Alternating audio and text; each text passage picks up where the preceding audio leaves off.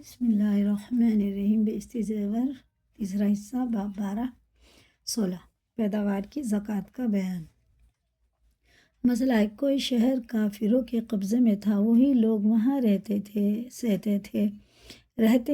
تھے، پھر مسلمانوں پر چڑھ آئے اور لڑ کر وہ شہر ان سے چھین لیا اور وہاں دین اسلام پھیلایا، اور مسلمان بادشاہ نے کافروں سے لے کر شہر کی ساری زمین انہی مسلمانوں کو بانٹ دی، تو ایسی زمین کو شرع میں عشرہ کہتے ہیں۔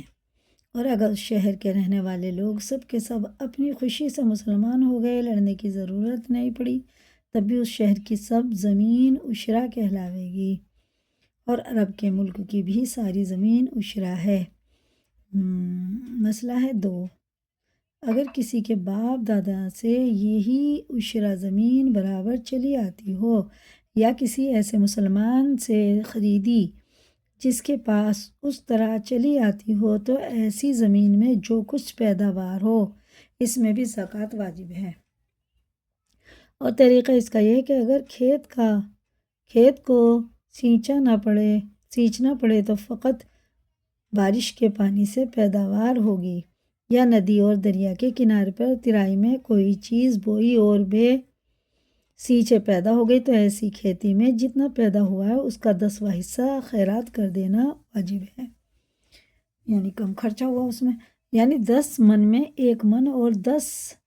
سیر میں 1 سیر۔ اور اگر کھیت کو پر چلا کر کے یا کسی اور طریقے سے سینچا ہے تو پیداوار کا 20واں حصہ خیرات کرے، یعنی 20 من میں 1 من اور 20 سیر میں 1 سیر۔ اور یہی حکم ہے باغ کا، ایسی زمین میں کتنی ہی تھوڑی چیز پیدا ہوئی ہو، بہرحال یہ صدقہ خیرات کرنا واجب ہے، کم اور زیادہ ہونے میں کچھ فرق نہیں ہے۔ مسئلہ 3، اناج، ساگ، ترکاری، میوہ، پھل پھول وغیرہ جو کچھ پیدا ہو سب کا یہی حکم ہے۔ مسئلہ ہے 4، عشرہ زمین یا پہاڑ یا جنگل سے اگر شہد نکالا تو اس میں بھی یہی صدقہ واجب ہے۔ مسئلہ ہے 5، کسی نے اپنے گھر کے اندر کوئی درخت لگایا یا کوئی چیز ترکاری کی قسم سے یا اور کچھ بویا اور اس میں پھل آیا تو اس میں یہ صدقہ واجب نہیں ہے۔ مسئلہ 6، اگر عشرہ زمین کوئی کافر خرید لے تو وہ عشرہ نہیں رہتی،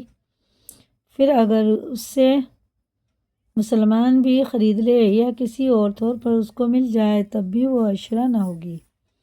مسئلہ ہے 8،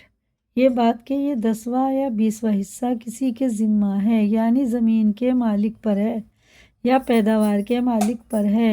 اس میں بڑا عالموں کا اختلاف ہے، مگر ہم آسانی کے واسطے یہی بتلایا کرتے ہیں کہ پیداوار والے کے ذمہ ہے۔ سو اگر کھیت ٹھیکے پر ہو، خواہ نقد پر یا غلے پر،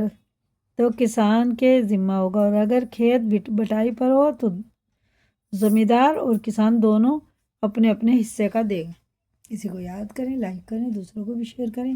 نئے چینل پہ سبسکرائب کریں۔ اللہ حافظ۔